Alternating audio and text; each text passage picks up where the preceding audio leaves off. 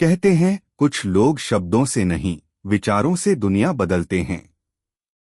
Doctor Ashok Kumar Ladwal विजय विद्यार्थी भी ऐसे ही लेखक हैं जो किताबें नहीं, सोचे लिखते हैं। उनकी लेखनी का हर शब्द बच्चों और युवाओं के दिल में सवाल जगाता है कि आखिर सोचने का हक सबसे बड़ा हक क्यों नहीं है। नई सोच की नई सुबह में उन्होंने वही किया है, शिक्षा, समाज और बच्चों की जिज्ञासा को एक दर्पण की तरह हमारे सामने रखा है। वे सिर्फ लेखक नहीं, एक ऐसे शिक्षक हैं जो मानते हैं सवाल पूछना गलती नहीं, सवाल न पूछना ही सबसे बड़ी गलती है।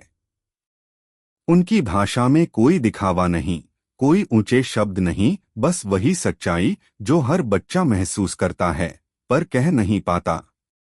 यह कहानी एक ऐसे बच्चे की है जिसका नाम है भुवन। भुवन सिर्फ एक पात्र नहीं, हर उस बच्चे की आवाज है जो किताबों से आगे देखता है और जानना चाहता है क्यों, कैसे, कब और आखिर क्यों नहीं। दिल्ली के एक छोटे से इलाके शाहबाद देरी में सुबह के 7 बजे हैं। रसोई में पुराना लकड़ी का चूल्हा जल रहा है और धुएं की हल्की लकीरें खिड़की से बाहर निकलती जा रही हैं। कमरे में एक चारपाई है जिसकी चादर जगह से फटी हुई है और ऊपर एक पतला साटा पड़ा है। रोशनी मध्यम है, बल्ब झिलमिला रहा है, फिर भी उस घर में मेहनत की चमक है। यही घर है भुवन का। 15 साल का एक लड़का 11वीं में पढ़ता है। ईडब्ल्यूएस कोटे से स्कूल जाता है, यानी आर्थिक रूप से कमजोर वर्ग से। उसकी मां हर सुबह चूल्हे पर नाश्ता बनाती हैं और पिता किशोरी लाल अपने काम पर जाने की जल्दी में रहते हैं। भुवन अपने फटे बैग में किताबें डालता है और टूटी हुई पेन ढूंढते हुए थोड़ा झुंझलाकर कहता है, माँ जल्दी नाश्ता लाओ ना, वरना स्कूल की बस निकल जाएगी। माँ कहती हैं, बस आ रहा है बेटा, सब तैयार है। पर उनकी थकी हुई आवाज के पीछे एक ममता है जो किसी भी माँ की तरह सब कुछ सह लेती है। स्कूल में आज फिजिक्स की क्लास है। भुवन ध्यान से सुन रहा है। शिक्षक समझा रहे हैं, पृथ्वी पर गुरुत्वाकर्षण बल होता है। कोई भी वस्तु ऊपर से नीचे गिरती है क्योंकि पृथ्वी उसे अपनी ओर खींचती है। भुवन की आंखों में चमक है और दिमाग में सवाल। वह हाथ उठाता है, सर ये गुरुत्वाकर्षण आता कहाँ से है? और अगर हर भारी चीज हल्की को खींचती है तो क्या हाथी अपने पास की चीजों को खींच लेता है? क्लास में हंसी गूंज उठती है। शिक्षक थोड़ा झेंप जाते हैं, फिर कहते हैं, बस जितना पढ़ाया जाए उतना सीखो, ज्यादा जानने की कोशिश मत करो। भुवन चुप हो जाता है, पर उसका मन नहीं रुकता।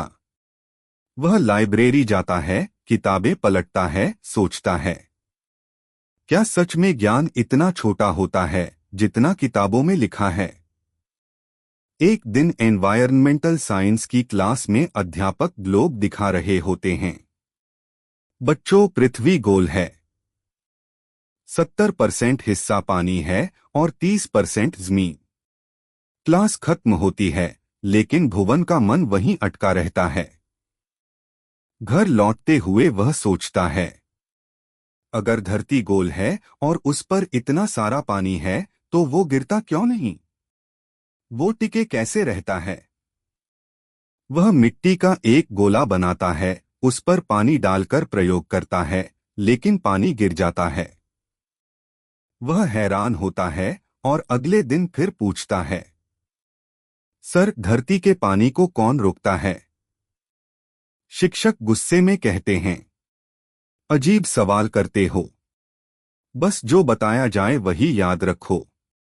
भुवन का सिर झुक जाता है, पर उसकी जिज्ञासा अभी मरी नहीं थी, वह सिर्फ शांत हो गई थी। अब बारी थी इकोनॉमिक्स क्लास की। शिक्षक पढ़ा रहे थे, हर नागरिक को टैक्स देना चाहिए जिससे सरकार विकास कर सके।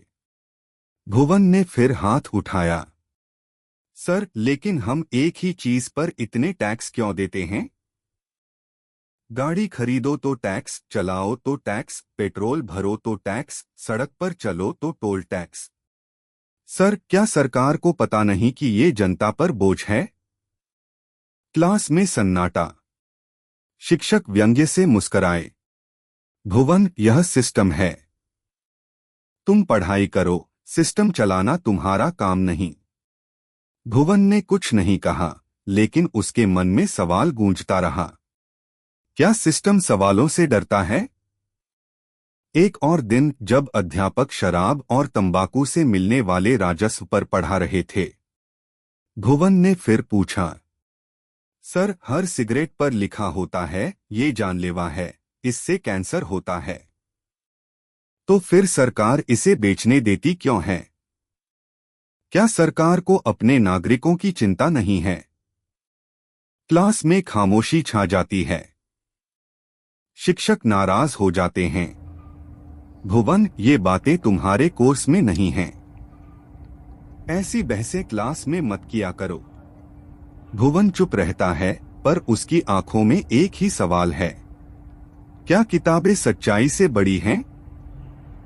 घर लौटने पर भुवन देखता है माँ जोर जोर से खांस रही हैं। वह पानी लाता है, माँ के माथे पर हाथ रखता है। पिता माँ को अस्पताल ले जाते हैं। फिर एक दिन गांव में बाढ़ की खबर आती है और पिता अपने गांव के लोगों की मदद को चले जाते हैं। घर में अब सिर्फ भुवन, उसकी बीमार माँ और छोटी बहन।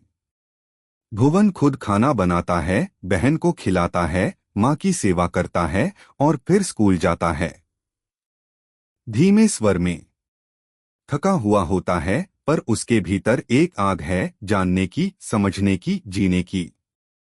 एक दिन स्कूल की असेंबली में भुवन अपनी धुली हुई नीली पैंट पहनकर आता है। यूनिफॉर्म नहीं धो पाई थी माँ। शिक्षक सबके सामने कहते हैं, ये स्कूल है या तमाशा? ऐसे कपड़ों में आते हो? सब बच्चे हंसते हैं और भुवन को बाहर खड़ा कर दिया जाता है। वह चुपचाप खड़ा रहता है, आंखों में आंसू, मन में तूफान। कुछ दिनों बाद उसे प्रिंसिपल के ऑफिस में बुलाया जाता है। प्रिंसिपल की ठंडी आवाज, भुवन, तुम क्लास में बहुत दखल देते हो। शिक्षक शिकायत करते हैं कि तुम्हारे सवालों से क्लास डिस्टर्ब होती है। अब तुम इस स्कूल में और नहीं रह सकते। भुवन कुछ नहीं कहता। वह बस एक लिफाफा लेता है, प्रिंसिपल ने पिता के नाम दिया था। घर लौटकर पिता ने वह लिफाफा खोला, पढ़ा और कुछ देर तक मौन रहे। फिर उन्होंने सिर्फ इतना कहा, बेटा, जो सही लगे वही कर, मैं तेरे साथ हूं। भुवन आखिरी दिन स्कूल जाता है। वो जानता है आज उसे निकाल दिया जाएगा। क्लास में बच्चे फुसफुसाते हैं, हंसते हैं, देखो यही है वो बुकवर्म। भुवन के कदम भारी हैं, पर उसका सिर ऊंचा है। छुट्टी की घंटी बजती है। वह फटे जूतों में धीरे धीरे स्कूल से बाहर निकलता है। हर कदम पर पीछे मुड़कर देखता है। जहां उसने सवाल पूछे, जहां उसे जवाब नहीं मिले। उसी दोपहर प्रिंसिपल अपने ऑफिस में मीटिंग में बैठे हैं। अचानक एक फैक्स मशीन बजती है। कर कर कर। सेक्रेटरी दौड़ती हुई आती है। सर, ये जरूरी है। प्रिंसिपल झुंझलाते हैं, रुको, मीटिंग चल रही है। वह फिर कहती है, सर प्लीज पढ़ लीजिए। प्रिंसिपल पेपर उठाते हैं और जो लिखा होता है वो उनकी सांसें रोक देता है। आपको यह सूचित किया जाता है कि कल आपके विद्यालय का दौरा माननीय प्रधानमंत्री, गृह मंत्री और शिक्षा मंत्री करेंगे। आपके विद्यालय के छात्र भुवन ने विश्व स्तर पर 200 देशों के प्रतिभागियों को पीछे छोड़ते हुए ग्लोबल चाइल्ड प्रोडिजी अवार्ड जीता है। आपने जिस बच्चे को शिक्षा दी, उसने दुनिया को नई सोच की नई सुबह दी। प्रिंसिपल के हाथ से कॉफी का कप गिर जाता है। कमरे में सन्नाटा। वह भागते हुए बाहर निकलते हैं, चिल्लाते हैं, भुवन को रोको, उसे मत जाने दो। पर तब तक देर हो चुकी होती है। भुवन स्कूल की दहलीज पार कर चुका था। भुवन की कहानी सिर्फ एक बच्चे की नहीं है। वो हर उस मन की कहानी है जो सवाल पूछने की हिम्मत रखता है। हर उस सोच की कहानी है जो सीमाओं को तोड़ना चाहती है। कभी कभी स्कूल, समाज और सिस्टम यह भूल जाते हैं कि शिक्षा रटने से नहीं, समझने से आती है। भुवन ने यही साबित किया कि सच्चा विद्यार्थी वही है जो क्यों पूछने की हिम्मत रखता है। आज जब उसका नाम दुनिया में गूंजता है, तो हर वह शिक्षक याद करता है जो कभी कहता था, इतने सवाल मत पूछो। और हर वह बच्चा मुस्कराता है जो सोचता है, एक दिन मैं भी भुवन बनूंगा। क्योंकि हर बच्चे के भीतर एक नई सोच की नई सुबह छिपी है। बस जरूरत है उसे डर से नहीं, सपनों से जगाने की। डॉक्टर अशोक कुमार लडवाल विजय विद्यार्थी इस कहानी के जरिए हमें यही सिखाते हैं कि शिक्षा का असली उद्देश्य सिर्फ परीक्षा पास करना नहीं, बल्कि अपने भीतर की सोच को जिंदा रखना है। भुवन ने न सिर्फ सवाल पूछे, बल्कि एक पूरी पीढ़ी को सोचने का साहस दे दिया।